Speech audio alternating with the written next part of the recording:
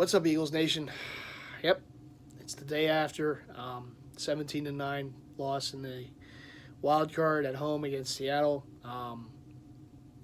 Ironically enough, the same score as the regular season, although this one felt much different. Not just because it was a playoff loss, but because of what happened. I really, I've been trying to think about how I wanted to word this, and I've actually gone over this a few times, and I don't know.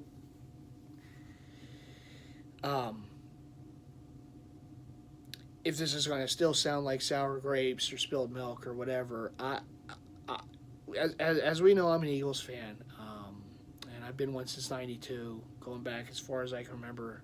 They had the Kelly Greens, the Midnight Greens. I've seen a lot. I've seen as much as you can see with one team as you can see. The highest of highs, the lowest of lows, crazy wins, crazy losses, great players, horrible players, great coaches, horrible coaches. But I do feel good about this team. I like where they are. I do think they need to improve on certain things. I hope they do. I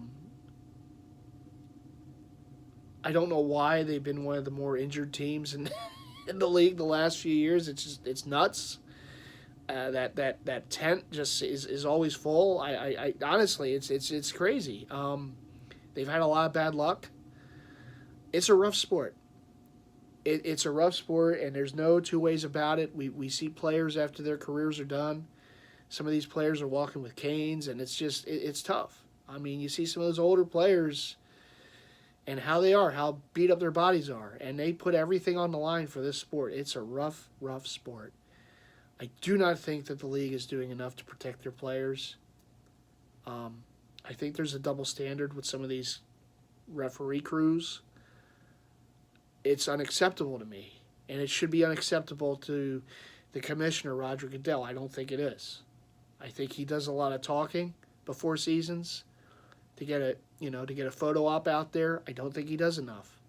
I know they're all about this equipment and the helmets and the this and the that, the concussion protocols, the tents, but I just don't think enough is done on the field.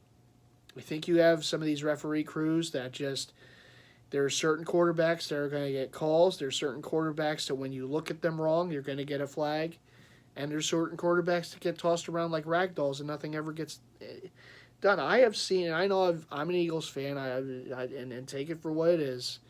I watch every game. I have seen Carson Wentz get tossed around, get late hit, get all that you can ask, and no flag is thrown.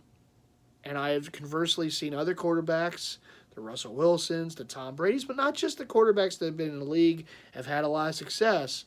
I mean, guys like Patrick Mahomes, some of these younger quarterbacks get flags when there's late hits, when there's roughing the passers, when there should be flags thrown. And Carson Wentz and some other quarterbacks in this league, it's like they don't want to throw the flag. And I don't understand it. I don't get it. Makes no sense when you're in a league and you're preaching so much about player safety, and you have these certain players that are like in a bubble, a protected bubble, and you have other players that are out fending for their own. It makes no sense to me. And people say that Carson Wentz is injury prone, and I know he's had some tough injuries. I have seen this man get hit hellaciously. I mean, folded like a piece of paper and gets back up. I don't know how he gets back up sometimes, but he does. And I know he's had injuries. It's well documented.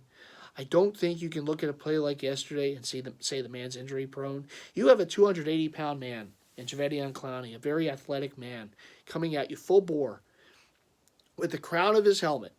And I know I'm speaking as an Eagles fan. I get it. And some people are going to say, "Oh, it wasn't a dirty hit." Blah blah blah. If you look at that enough, I don't know how you can show it to me where it's not. And you can say, well, Carson was still moving. He was down. His knee was down. He was down. He was at that point, he's a defensive receiver with the ball, right? And this athletic, big, 280 whatever pound man comes at him with the crown of his helmet like the Juggernaut from X-Men, okay, with the helmet right in the back of his head, drives him down on the ground in front of the officials, and nothing is thrown. And you mean to tell me that who wouldn't get a concussion on something like that? Are you kidding me? Okay? I mean, if the Seahawk fans think that that was a clean hit, okay, how would you feel going into that game? And I know he doesn't get hurt. He never gets hurt. But if Russell Wilson was out in the first quarter and that was it for you, and you lost that game that way, without a chance because your backup had to come in there and play the rest of the game. I mean, you'd feel like you got ripped away from you as well. And I know Seahawks fans have seen success with Russell winning Super Bowl and whatnot. By the way, one of us did beat the Patriots in the Super Bowl, though, and one of us didn't. But, by the way, Doug would have ran the ball in the goal line situation against the Patriots. But anyhow, the fact still remains that it was a dirty hit. There is no ifs, ands, or buts about it. Jadeveon Clowney was trying to knock Carson Wentz out of the game because that's how Jadeveon Clowney felt they were going to win the game. Jadeveon Clowney wanted to make the game about himself, and that should be unacceptable in this league. Look, I know there was a time gone. The league is celebrating their 100th anniversary. I know there was a time gone by era where that was commonplace, where you would have players headhunting, you would have players going after other players. I mean, Jadeveon Clowney should have been playing in the 1970s with the Raiders. Okay, that type of stuff happened all the time back then. It's a different league now, and to the point where you're talking about player safety, and these referee crews just don't seem to get it, or they get it for certain quarterbacks, but not with others. I mean, to the point that look, yesterday it was a late hit, and it was a good call by the referee. But Barnett hits Wilson late, it gets flagged. Carson Wentz gets knocked out of the game, nothing gets flagged.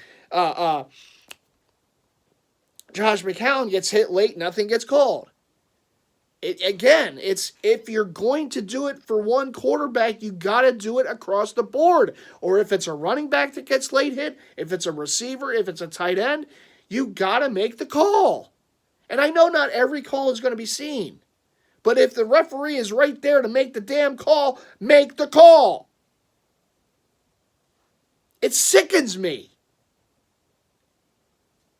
Playoff games are the biggest games in this league. And there are so many damn referees with this God complex that they're just going to take over the game and call it the way they want to call it. And it's unbelievable. And I'm not just talking as an Eagles fan. I'm talking about a football fan. I see it in all these games. I've seen non-calls in these other games over the weekend, last season, the season before, and it's ridiculous. And Roger Goodell and the powers that be never do any damn thing about it because they don't have the balls to do it.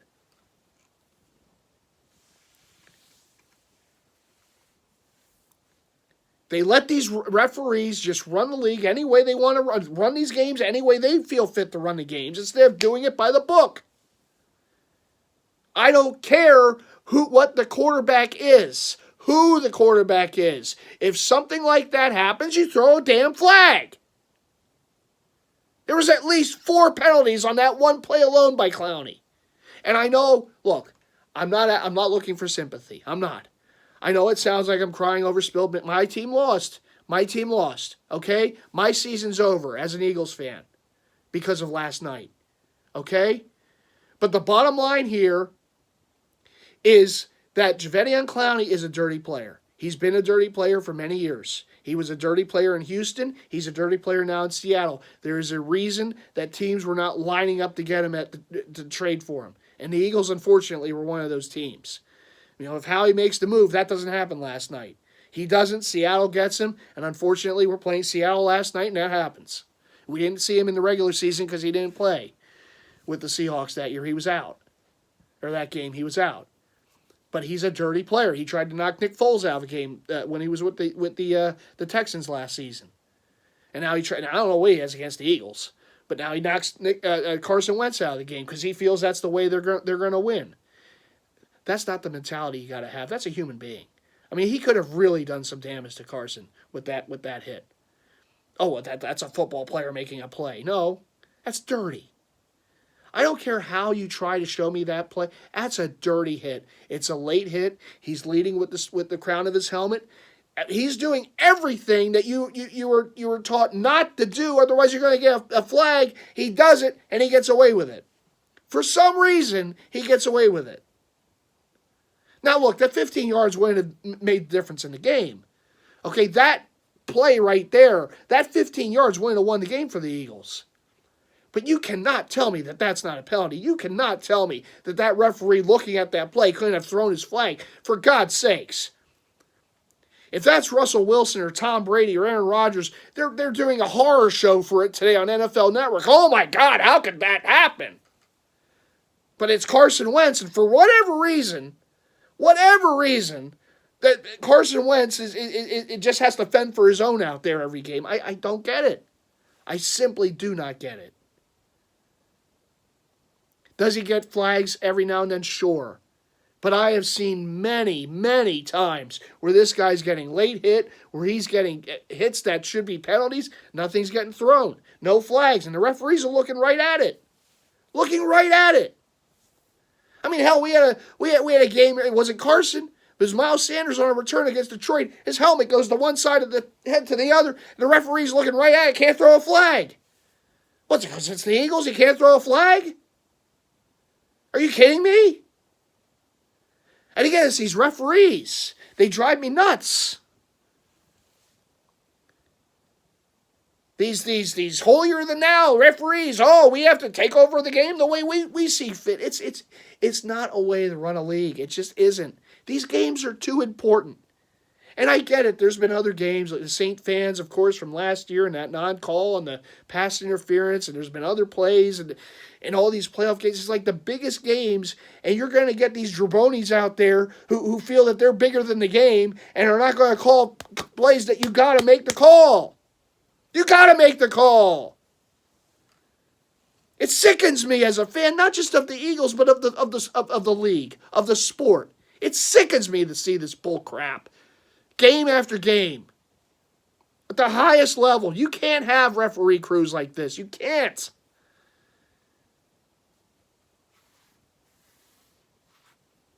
But at the same time, it sickens me.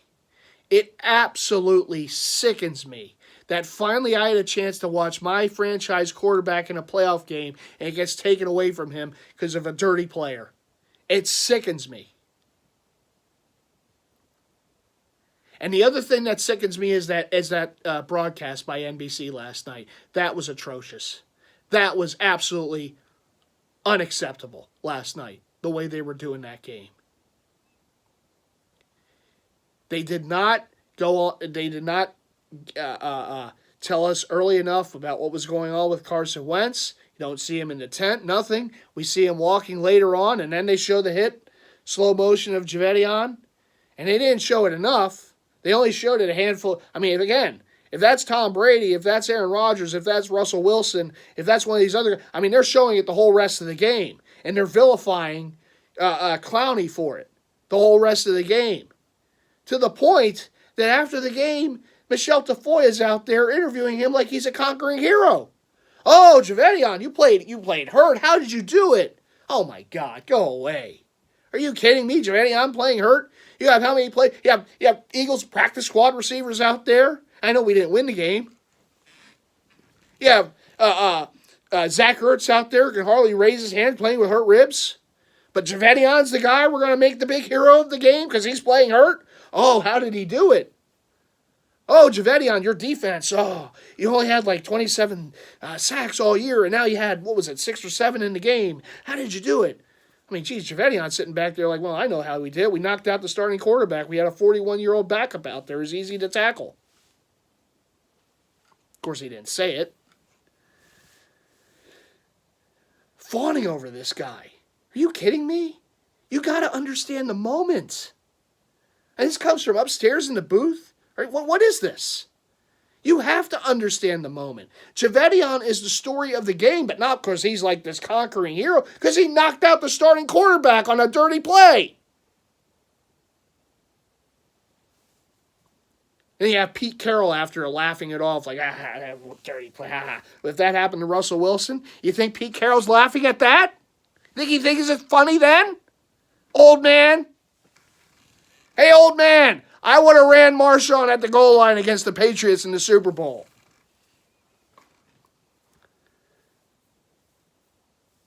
You got to be kidding me.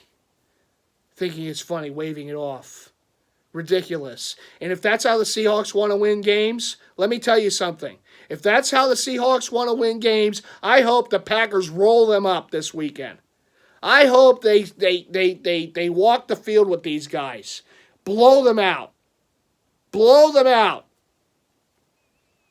And I like Russell Wilson. Okay? I think he's a stand-up man, to the point that after the game they showed footage of him embracing with Doug Peterson, and he asked Doug, how's Carson doing? That's the type of stand-up man that Russell Wilson is.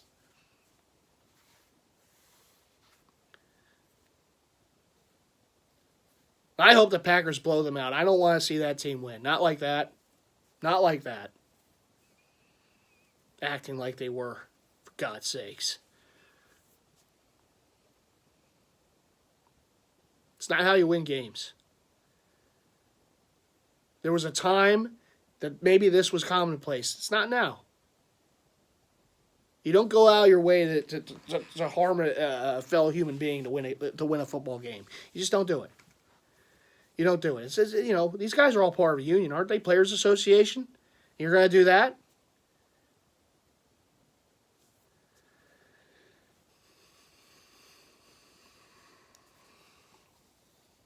Again, I get it. My team lost, so I'm going to be feeling a certain way about it. But I do feel like it was cheated. I was cheated from it. And it just doesn't sit well with me. It doesn't. Hey, look, there were other reasons why the Eagles lost that game. I mean, defensively, look, they only gave up 17 points. I can't really blame the defense completely, but they missed a lot of tackles. You had even at the goal line there, Marshawn, like I said, a missed tackle there. He goes in for a touchdown, spins around and goes in for a touchdown. He had too many plays, I felt, last night where our defensive ends were over pursuing Russell Wilson.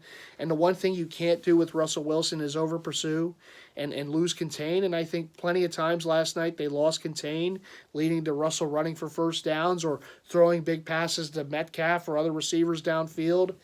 So the coverage, on Russell wasn't that great.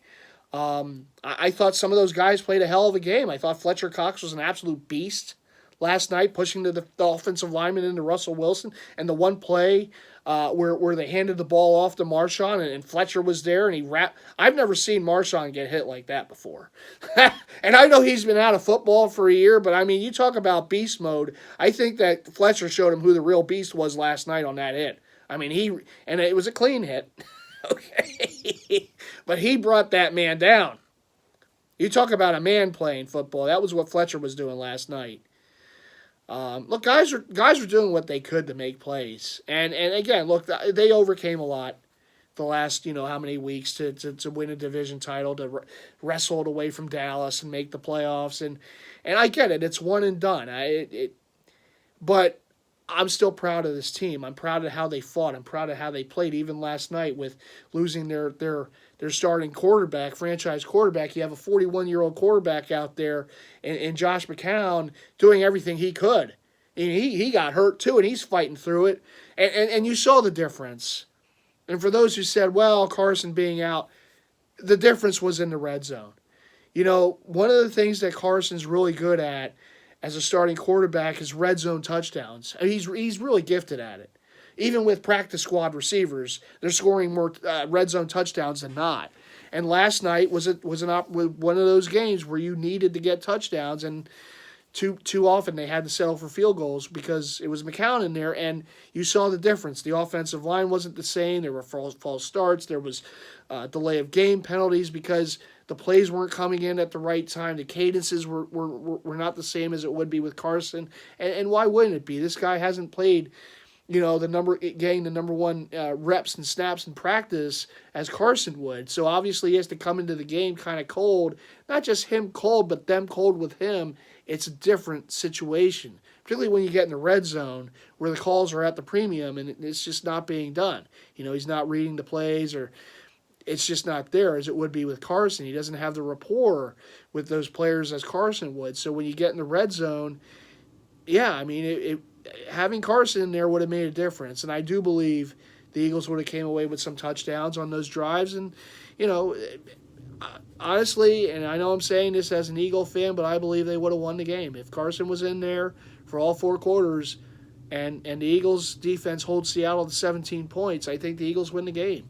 I really do. I think Carson gets some touchdowns where McCown wasn't able to. I think some of those, fourth down plays may have been converted with Carson that weren't with McCown. And I know at the beginning it was a bit of a struggle with Carson in the offense, but, it's a rhythm thing. And as soon as Carson gets in rhythm with that offense, we know what they're capable of doing. We've seen it time after time with him in this offense, no matter who's out there with him. He's a very capable quarterback when he gets in rhythm. And I do believe if he would have last night and he would have picked apart the Seattle defense and they would have gotten touchdowns on some of those drives that ended in field goals with McCown. And I'm not blaming McCown. The guy played inspired. I mean, he was out there trying to make the plays he could. It's a shame. It's a shame that the game had to kind of be tainted with that, with what happened. With the injury to Carson and the dirty hit by Clowney. It's a shame. Because it set up for a good game with two good teams, and it just didn't happen. And it was a close game at the end. I mean, the Eagles had their chances. They just couldn't, capitalize in the red zone, whereas, like I said, if Carson's out there, I believe they do. Because I've seen it many times. It's a shame. It is. And again, I don't want people feeling, don't feel bad for me. It's a game. At the end of the day, there's nothing I can do as a fan. I'm just here in the man cave watching these games. It's not like a life or death thing, for me. And I know sometimes I think all fans can make sports a little bigger than maybe they are. Sports really is an escape, at times from real life and what have you.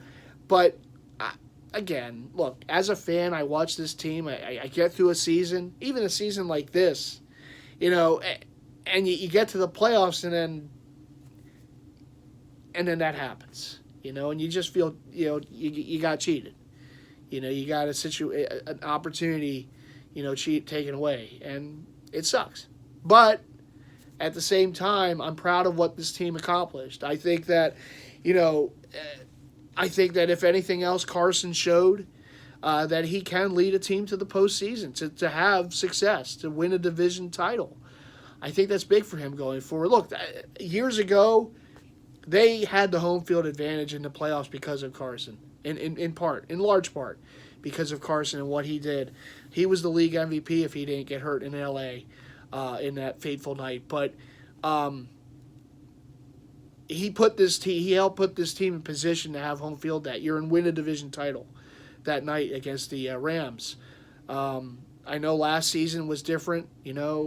Obviously he got hurt with the back and whatnot, and his knee I don't think was still really the same. And the season ended prematurely for him. Nick comes in, gets it done. They go on a miraculous run, and the Vikings lose, and the Eagles get in, and then double doink in Chicago, and had a chance against the Saints. But, this year I think, if anything else, we could say, look, Carson played all 16 games. He was in there. He battled through some injuries. He was there. He helped guide this team to the playoffs. I know it was a poor division. It's not the Eagles' fault.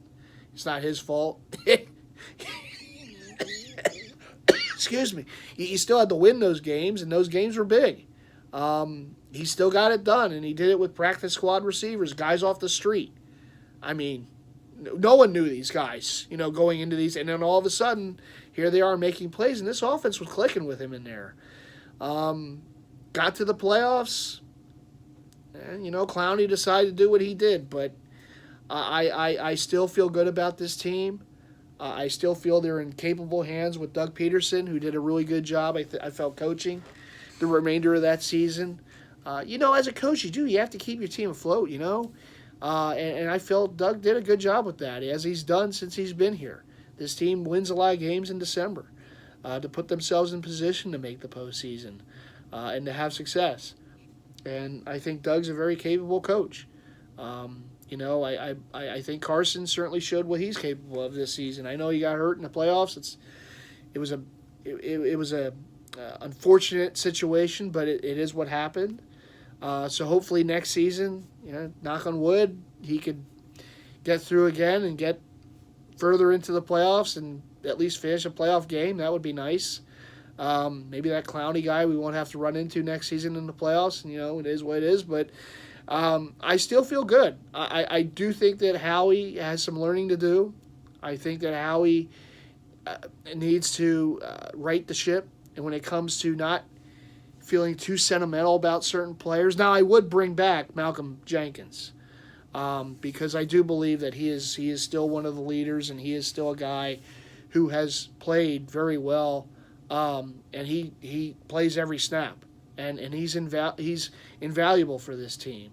And I hope that they bring him back. I know he said he doesn't want to come back on his current contract, and he wants to have more assurances and whatever, but I do hope they bring him back. He's been a great Eagle. I hope he's one of those guys that I do hope finishes his career as an Eagle. But there are other guys I think that, if it's time to move on from, it's time to move on from. The guy's going to be a future Hall of Famer, but Jason Peters, I just think, I want to see what we have in Dillard. I think he has a chance to be a really good left tackle in this league. I think other positions maybe not right tackle. But at left tackle, which is his natural position, I think he's proven that he could be really good and sound. He's a first-round pick. I think they should go younger in certain positions. The wide receiver position, I know Djax is going to be back. Nelson's gone. Goodbye to Alligator Arms Aguilar. I know that there's a situation with Alshon, and there's a big cap hit if they let him go. I know he meant a lot to the team when they won the Super Bowl and everything, but I just feel it just isn't the same now. And I know it's a big hit, but it's almost like sometimes you just got to do something if it's for the betterment of the team. And it might be that situation. But ultimately, it's their decision. It's Howie's decision. It's what they can make work. He's a good receiver. He's a talent, but if he's just going to be a problem in the locker room, a problem with the comments and the quotes and whatnot, I just don't think. I think it's worth the cap hit to just let him go, and go younger in that position, because you already have an aged wide receiver on one side in Deshaun, and we know what happened this year with him, and he is injury prone. So I want to go younger on the other side, and I want to get more insurance at the wide receiver position for Carson. Because, as we know, if you have a franchise quarterback, it's about giving him weapons. And I know going into this season we thought, we have all these receivers, and it didn't work out that way. Guys were older, guys got hurt, malcontents, whatever, what have you. And it happened, and at the end of the day, we relied on young receivers, unproven receivers, to come in and have success, and that's what they did. I like what I saw of Greg Ward enough that I hope he has a roster spot on this team next season. I think he's earned it. As one of the depth receivers on this team, I'd like to see them get another outside receiver, whether it's through the draft or free agency or what have you, maybe even via trade. I think there might be some receivers out there to have, and hopefully Howie is more aggressive at doing that, at making that right decision. Hopefully they put an emphasis on speed this offseason instead of just possession guys. I know Djax was certainly speed, but Arthega-Whiteside versus DK Metcalf, maybe if you're in that same situation in this draft, maybe you go after the DK Metcalf instead of the Arthega-Whiteside. And, I'm not giving up on Arthega-Whiteside. I want to see what he brings next season. I think with another offseason, maybe learning the offense a little more, hopefully getting into those books a little more. He's a Stanford guy. He should be smart. But to learn the route running of the NFL at the NFL level, I think that's something he needs to do. And it might take sometimes it takes an extra year or two for certain, guys. Not everyone's going to come in and light the world on fire as a rookie. I do recall Jerry Rice dropping a lot of passes his rookie year, and we all know what he became. I'm not saying Arthega-Whiteside is going to be Jerry Rice, okay? No, hardly any receiver is ever going to be number 80. But I do think there's some guys it takes a few extra years to really get it, to get what it is to be an NFL player. Because there's the college player and then there's the NFL player. And it does take young players at sometimes extra years to get it, for that light bulb to go off. And, I'm not just going to give up on Arcega-Whiteside after this season. As disappointing as it was, I still want to see him have another offseason, with Carson, with knowing the understanding of this offense a little more, and see what he brings to the table next season. And maybe next season he's one of their more, reliable receivers for all we know. So again, I'm not giving up on the guy, although I am disappointed they didn't get Metcalf. But it is what it is. Sometimes it just takes a little extra time to get it for some of these young players. We have to remember they are young. When some of us forget what it was like to be young. But I do want to see what we have in him, and I'm reserving judgment on him until at least another season. To see what we really have with him next season. But we'll see there. Tight ends, look, we're fine. I mean, you got Ertz, you got Goddard. Perkins, I think, has shown some flashes to be as the third tight end in this offense if they do retain him. And, I'm okay with that. I think they're fine there. At running back, I'm excited. I think for the first time in quite a long time, we have some young, athletic running backs that we have to look forward to, and Miles Sanders and Boston Scott. I think they bring a lot to the table. And as the season goes on, as these seasons go on, you're going to see more out of Miles and Boston too. I mean, maybe more so with Miles Sanders, but, that kind of electric, running back that we haven't had here since Shady. We finally have that in Miles Sanders. So that was a good pick by Howie. Good job, Howie, with Miles Sanders and with Dillard too. But I'm excited for that. And look, you have to have the running game. And to have that total balance on an offense, that's what you need. You need that running game. And hopefully Doug can understand, yes, it's nice to run the ball every now and then. So I'm excited for Miles in Boston. Will Jordan Howard return? I don't know. Possibly not. I know that there's been some injuries and whatnot, and I don't know with this medical staff. I don't know. But I think he had an important role on this team when he was in there. I think he was playing good for the most part when he was out there. So if he wants to come back and they retain him, I wouldn't have a problem with that. If they want to go with another veteran back somewhere, I would like to see them bring in a veteran back, even if it's not going to be Jordan Howard, if there's another veteran back out there. For only the reason you have some young backs, and it's always good to learn, from a veteran. I know Deuce, does his job there as well. He's kind of upgraded in the coaching, by title offense, but really he's the running back coach. But to have a veteran voice in there in the running back room, who actually is playing today in the NFL, I think is a good thing. And I think Jordan was doing some good things with these young bucks out there, right? So I would like to see them get a veteran back, whoever it might be, whether it's bringing back Jordan Howard, whether it's getting another veteran back out of free agency, or via trade. I think that would be a good thing, particularly when you have the youth that they have at that position. It can only help. And depth is a good thing, too. As we know, with injuries, it's always good to have extra guys. So offensive line, like I said, I'm excited for Dillard for the future at left tackle. Sayamalu, okay, if he's back, not overly excited, but okay. Center, if Jason Kelsey retires or if he comes back, I don't know. It's always like a year-to-year thing with him, so we'll see. I think he's been a great player for many years. If he decides to hang it up, that's his choice. He's played many years, all with the Eagles. He's had some great moments. He had the all-time great speech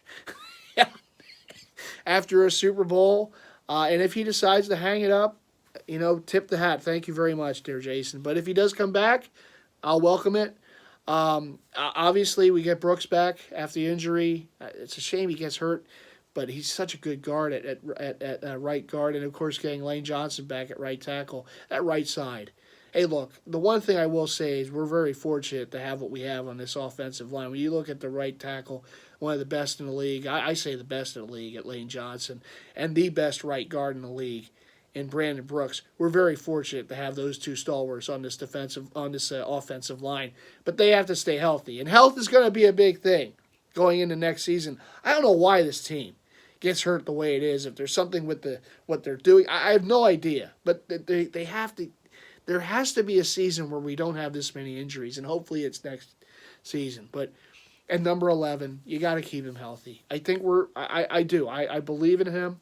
I think he is a really good quarterback in this league. I think he's proven himself by guiding them to a postseason berth this season, division champs. It's a shame about that game. It's a shame he got hurt, but it's a rough sport, and it is what it is. Hopefully he's out there. He got through a regular season healthy. He was out there all 16 games, and so he's proven he can get there. He just has to.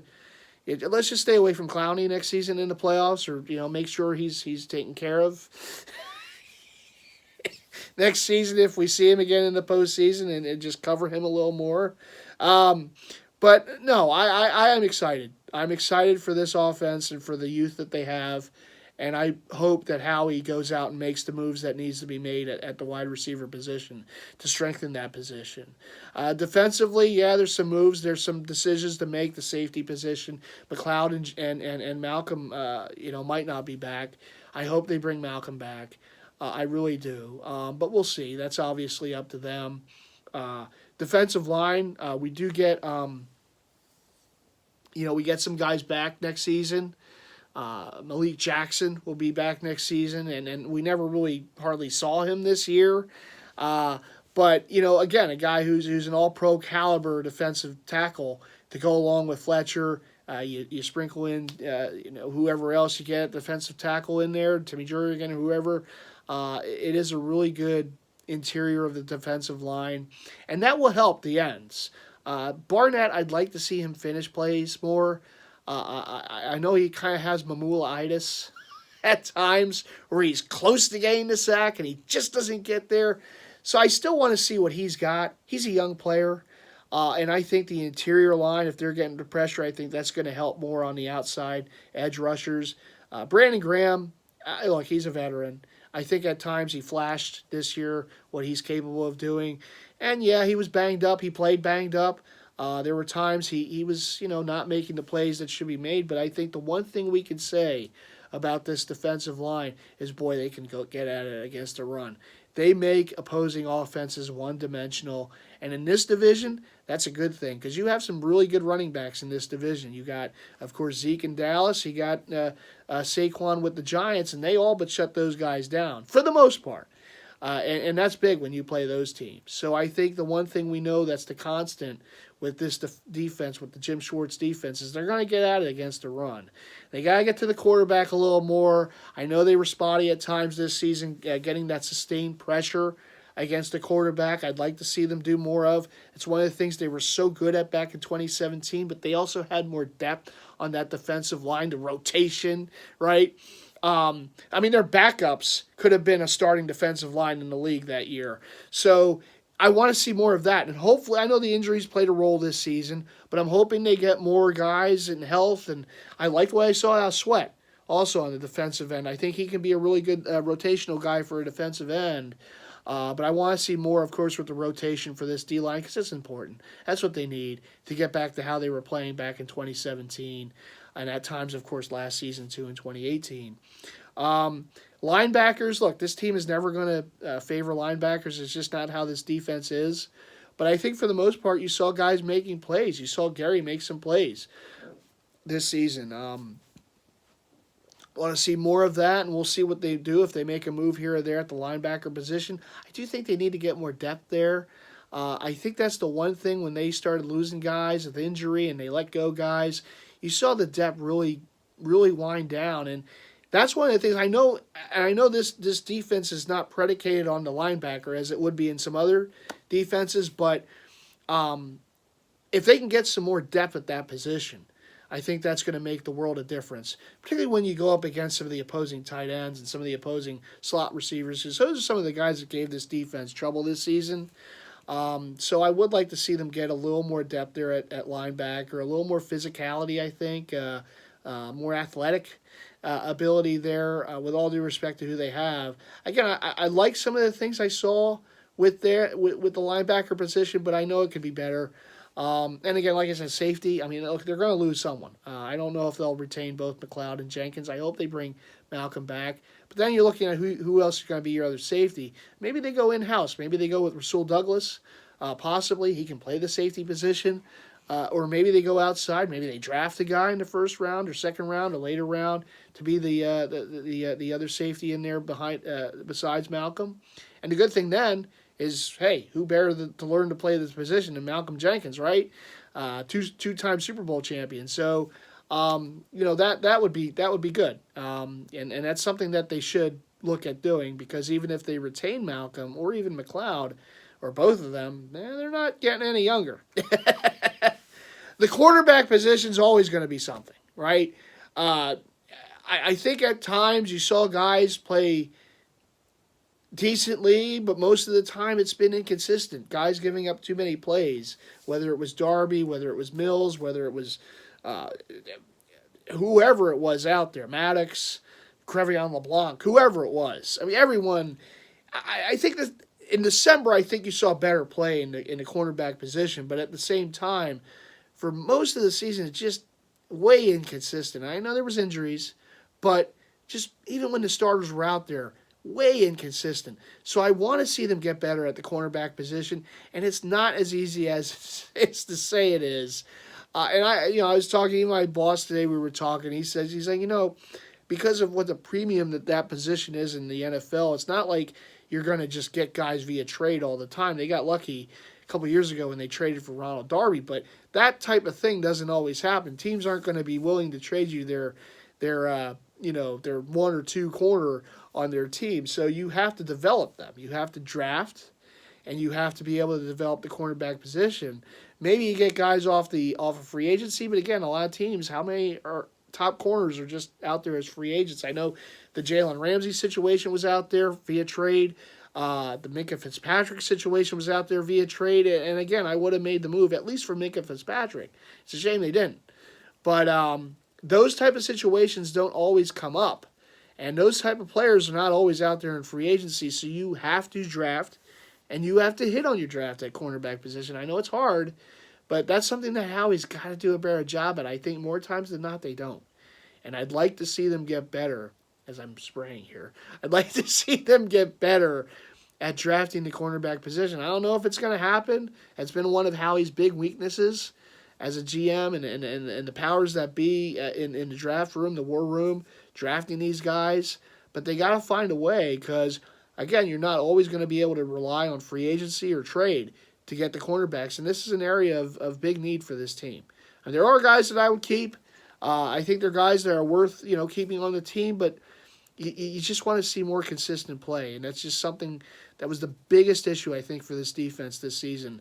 Not just the injuries and the lack of depth on the defensive line, but at the cornerback position. It was a big problem, and that's something that, look, it might take a few years to change to get better, but hopefully that's something they can put a priority on doing this offseason via the draft. Maybe if it is a free agent out there somewhere, maybe if they can swing a trade, but that's something that they need to get better at. They really do. Special teams, kicker, Elliott's going to be Elliott. I mean, he's going to be inconsistent at times. They did re-up him this season. They extended his contract, so he'll be here going forward, and I'm okay with him. I know there are worse kickers out there. There are kickers that are much more unreliable than Jake Elliott. So, but he does have to get a little more consistent there with some of those kicks. But he has gotten better, though, at least this season, with those shorter range kicks. So a lot of times he would miss those. He would make the 61-yarder to beat the Giants, and then he'd miss like a 32-yarder, or an extra point. So I think he has gotten better there, and that's good. That's to his credit, and that's part of the reason why he was extended his contract throughout that, how many years. But some of those other kicks, I'd like to see him, pressure kicks, and some of those he was always good at, and then this year it got away from him at times. So I want to see him to get a little more consistent, obviously. And as any kicker, hey, that's what you have to be. That's your job. So hopefully we see that. But special teams overall, I think, was pretty good. I think, obviously, the return game, yeah, it could be better. But there's not a lot of burners on this team. I know, Boston Scott there for a while, Miles Sanders for a while, and he was a rookie, so he made some rookie mistakes. But we'll see. I don't know. Maybe Djax, if he wants to return a one or two, particularly against the Giants late in the game. Maybe just put him out there. Giant fans remember. By the way, I know there are fans of other teams in this division that were happy that the Eagles lost yesterday. And to that, I will say, worry about your own team. I understand part of being a fan is you're going to be happy when your divisional rivals lose in the playoffs or don't make the playoffs or what have you. But let me say this: the Eagles aren't going anywhere. Okay, they're still going to be there. They're still going to be one of the better teams in the division for a number of years. They're well coached. They have players like Carson Wentz that will be difference makers. Defensively, I do think they'll get better. And I think that the goal is still there. They know how to win a Super Bowl because they've done it in recent years. And the goal for this team is to do it again. And this team is motivated to do it. I think this season, if this showed any of the other opposing fan bases anything, is the Eagles are a tough team to knock down. I mean, even with practice squad guys out there, they found a way to wrestle the division away from Dallas. And Dallas fans can say all they want about, well, we had the clapper and that's why. And hey, look, there's a lot of talent on that team, more so than what the Eagles had to finish off the season. And the fact is, the Eagles still took it from you. Okay? They still took it from you. So you can say all you want about, well, now we got another coach, and you still got to prove it. And last I checked, it's been 25 years since not just winning a Super Bowl, but getting to a conference championship game. And for Redskin fans, it's been even longer than that. Now, the Giant fans and us, we're in the brotherhood here, okay, of being one of those teams to beat the Hoodie and Brady era Patriots in the Super Bowl. Okay, so we can share that. But here's the one thing we can't share, Giant fans, is the fact that one of us has owned the other team in recent years. That's been us over you. Okay, so I know Bones and Cal Pizzle were all happy, and they were so quick to put out their videos after the Eagles lost last night. But you know what? We still own you. And whether it was Eli or now, who is it, Danny Dimes? I call him Danny Turnover Dimes. Okay, out there. Okay, it's good to see that Danny Dimes was able to pick up where Eli left off. Okay, because we owned Eli throughout his years as a quarterback of the Giants. And now Danny Dimes comes in there, and he's already 0-1 versus us, okay, in his career. And we'll just have to make that 0-3 next season, all right? Because the one thing I know, Giant fans, and the Bones and the Cal Pizzle out there and all you Meadowland midget fans out there, is that, you know what? The Eagles get 3 bye weeks a year. The regular bye week, and when we play your Giants twice a year. That's 3. So why don't you, Giant fans, okay, why don't you come wake me up, okay, when your team actually poses a threat to the Eagles to have success, okay? Because that hasn't happened since the days of Strahan back in the day. It's been a while, and it will continue to be a while, because we're still going to own you guys. All right, so just you can have your fun and say, oh, the Eagles lost their home game, blah blah blah, whatever. Okay, all right, but we still own you. On the side of those blue helmets of yours, you have the NY logo. You might as well just put the Eagle logo on there too, because you're owned by the Meadowlands and New York, and by the Philadelphia Eagles. All right, because one team over the last how many years that has not, the Giants have not experienced many successful outings against, and that's been the Midnight Green. So don't you forget that. You can be all happy all you want, but when push comes to shove, you know who you can't beat. And until you do it consistently, we still own you. And now we have the all-time series lead in wins. Bones and Cal Pizzle all happy. Worry about your own team. Worry about your own team. I feel bad for Saquon. He has to have his career there with the Giants, wasting those years. God's sakes, Danny Dimes. I got your Danny Dimes. All right, you jabronis. I got your Danny Turnover Dimes is what he is.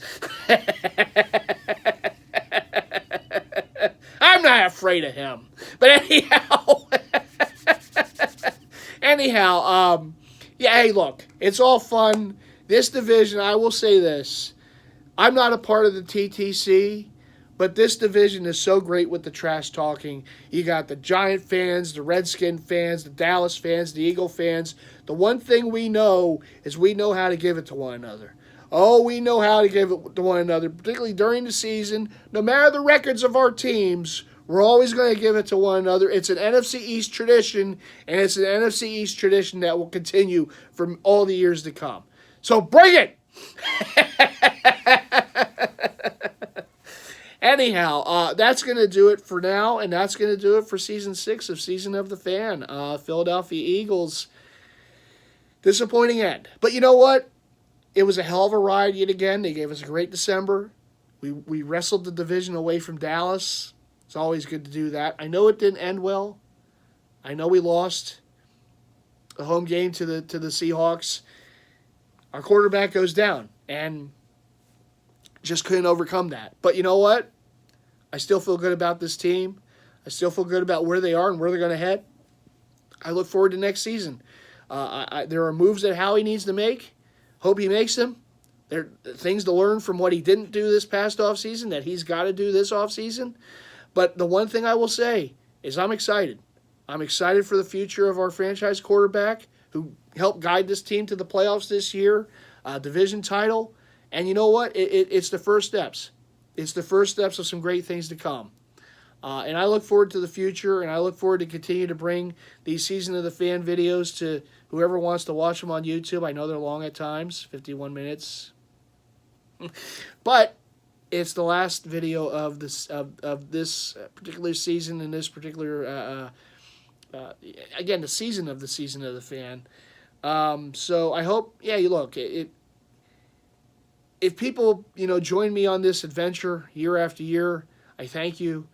Whether you're a fellow Eagles fan or whether you're a fan of another team, if you say, who's this crazy guy who talks too much, making these videos about the Eagles? But I am a fan of the Eagles. I've been a fan of the Eagles for a very long time. I will continue to be a fan of the Eagles for a very long time. I enjoy their success. I don't enjoy the failures, but that's part of being a fan. And I've always said this about being a fan, particularly for football. It's a roller coaster ride. There's ups, there's downs, there's peaks, there's valleys, all sorts of things involved in it. There's nothing we can do as a fan on the field besides watch the team play, whether you're at the stadium, like the 4th and John crew, or the fans that go, or they're people like me who just watch most of the games on TV here, or where maybe I'm out with some friends watching. I mean, you guys know the crew by now. You've seen them enough. For Tony, for Mark M, for Big Slim, for the captain, Jason, for Sneaky Pete. Yeah, it's the crew. And I always, and for Tony, of course. How can we forget Tony? So these are the guys that, yeah, I mean, they're the crew. We've watched games together. We'll continue to watch games together. Being an Eagles fan means you got to deal with disappointment. It makes the successes that much greater because you have to deal with the losing. We're not as privileged as some other teams' fans are at times, but at the same time, we're passionate about this team. I love this team. I'm happy to be a fan of this team. I'm proud of where I live. This is a great area for sports. These teams, they know how to test us many times, but I wouldn't rather live anywhere else. I wouldn't rather be a fan of any other team, even a team like the Patriots that have won so much. I'm proud to be an Eagles fan. I'm proud to be a Philadelphia fan, and these are my teams, and this is how it's going to be for the rest of my life. So as an Eagles fan, I guess first and foremost, I will bring these videos to you every season that I can. And I hope people enjoy it. And whether whether you have a team that you root for as much as I do for this team, or if you're, you're more of a fan of another sport, of another club or team, you know what it is. You know what it is to root and hope for the best every season and have to deal with it. Listen, this season we were put through a lot. The injuries, the inconsistencies, the Miami game. But, well, they did beat the Patriots at the end of the season, so I guess we can't feel that bad about that one. But, no, this is what it is. And every season there's the uncertainties about what the season's going to be and what it's going to bring. And a lot of us had high hopes going into this season, had hopes of us playing in the last game of the season. It didn't happen. It didn't work out that way. There were too many injuries. There were too many things. But this team never stopped fighting. They never stopped believing. And that's one of the calling cards of this team. That's the hallmark of the Eagles in the Doug Peterson era. They're going to fight. And they're going to fight throughout it all. They're going to do whatever they can to make that playoff run. And they've done it before, and they'll do it again. And that's the one thing I will say. That's the one constant. As these other teams in our division get a new coach this next season, right? McCarthy on Dallas. You got Riverboat Ron now with the Redskins, and who knows who the Giants will get. All three of them are going to have new coaches. Our coach is still going to be here. He's going to be going into his his fifth season now as Eagles head coach going into next season, right? First year they make the playoffs, then a Super Bowl appearance, then losing to the Saints, losing to the Seahawks now. Five seasons now with Doug Peterson going into next season. And the one constant, more times than not, it's a playoff team. It's a team that's contending to be one of those teams fighting for a Super Bowl championship. And as an Eagles fan, that's all I can hope for year after year. I remember what it was like those years with Andy Reid. The constant they had was they were in the playoffs just about every year. More times than not, they advanced further in the playoffs. The NFC Championship game, and had some losses. Then went to the Super Bowl and lost, but they were constant. They were there. They were always in the conversation for teams that when you go into a season, what's going to be a playoff team, what's going to be a contender, it was the Eagles. And I'm happy that at least now we're kind of back to that with Doug Peterson. When you go into every season, you're talking about those teams that you put into a, you line up, okay, what are these teams in the NFC? Who's going to compete for the playoffs? Who's going to compete to win a Super Bowl? The Eagles come up just about every year the last few years, and obviously after what they did. And that's a great thing. It's a lot better than what it was at the end of the Chip Kelly years, and I will certainly take this over that. And I'm excited for the future of this team. They have to stay healthy. They have to find a way to get healthy, but I like where they are. I like where they're heading. And I will go, I'll ride with this team, win or lose, but I'm always going to, be looking forward to every season, looking forward to the games, and I look forward to bringing this series to you, the viewer. So thank you for watching. For Festive was happy to be a part of it this season. More Festive. Of course, now the Festive 4. 40-24 was the Festive 4. Give Festive a round of applause in here for Festive. And the picks, Festive will be back again next season to bring you, of course, the viewer, whoever wants to watch, what it is to be an Eagles fan, going through another Eagles season. Of course, the Festive 4 week to week with the picks. And we will see how the rest of the playoffs go. Hey, the Eagles aren't going to be in the Super Bowl, but you know what? Neither are the Patriots. And at the end of the day, isn't that just feel good? I'm Patriot fans. We both lost to the wild card round at home, but it is what it is. So next season will bring up new challenges. It will bring up new successes and some new failures. But hopefully it will be a longer run than it was this season. We'll see. But as always, thank you for watching. Let's go, Birds! This disappointing yesterday, but back at it. As a fan, we get back at it. We're back at it again next season. This offseason, of course, the moves to be made, the draft, free agency, trades, and then you go through the regular season, and it's a roller coaster ride. But you get there, and you get through it, and then if you're fortunate enough, you're in the playoffs for a chance to play for the Lombardi, and that's all you can ask for. All right, everyone, I went on for an hour. Wasn't expecting to, but that's how it goes. Thanks for being here with me. Thanks for being here with me through another season. I always appreciate it. I'm glad to bring this to you, the viewer, and I will always do so. So every football season, you're going to see Mighty Fan bringing you Season of the Fan. And when it's not football season, I'll be bringing you other content on the channel, so don't worry about that. It's not all Eagles all the time. But anyhow, again, thank you, Eagles. thank you for fighting, for giving us all you could. Even with all the injuries and everything that happened, you still fought. You won a division title. You made it to the playoffs. You know what? I still think it was a successful year. Did it end as we were all hoping to when the season began? No, but that this team showed us a lot of heart and a lot of character, and they fought, and that's that's the hallmark of a very good team and a well coached team and a team with players who have it. Who have that mental makeup to get it done, and we'll get there. We'll get there again. Have a long ride again, hopefully next season. All right, everyone. Hey, if you're a fan of one of the teams left in the playoffs, good luck to you. Yeah, I guess even the Seahawks fans, but not the Jadeveon Clowney. But good luck to your teams. If you're a fan of a team who has yet to win a Super Bowl, they're in the playoffs right now. Good luck. I certainly know what that was like and how it felt after we won.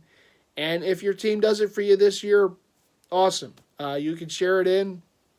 I'll certainly know what it feels like. So good luck to all of you, and hopefully better luck to my Birds next season.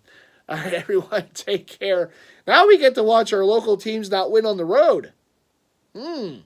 So anyhow, I'll see you on the next video. Take care. Bye.